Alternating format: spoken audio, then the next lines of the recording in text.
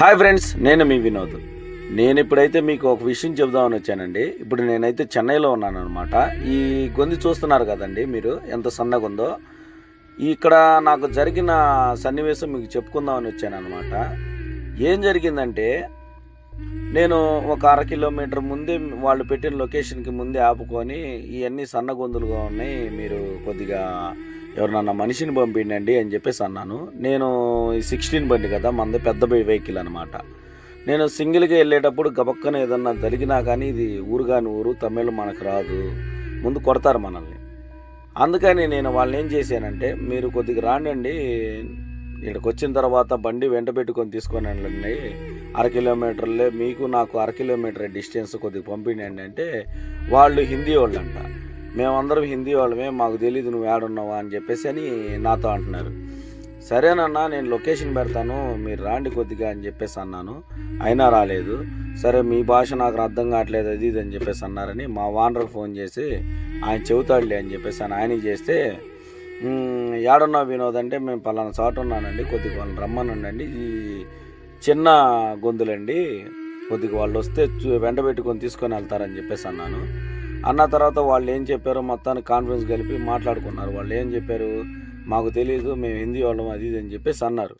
అన్న తర్వాత సరే వాళ్ళు పెట్టేశారనమాట. మా అబ్బాయిని రమ్మను, లొకేషన్ పెట్టాం కదా అని చెప్పేసి అన్నారు. దానికి మా ఓనరు, వాళ్ళు ఎందుకు వస్తారు, నువ్వు లొకేషన్ పెట్టారు కదా, లొకేషన్ ప్రకారం వెళ్ళిపో, వాళ్ళు ఎందుకు వస్తారు, నువ్వు భలే ఓళ్ళలాగా ఉన్నావు, భలే మాట్లాడుతున్నావే అని చెప్పేసి అన్నాడు. నాకు ఎందుకు కాదండి, నాకు అందుకు బాధ వేసింది అనమాట. అది కాదు, కనీసం మినిమం అర్థం చేసుకోవాలి కదా, వాళ్ళంటే తెలియదు. ఇంతలా వెహికల్ వేసుకొని మీకు లొకేషన్ పెట్టాను కదా వెళ్ళంటే, లొకేషన్లో లారీలకి లేదండి. మీకు తెలుసు, అందరికీ నాకు తెలిసే ఉంటుంది.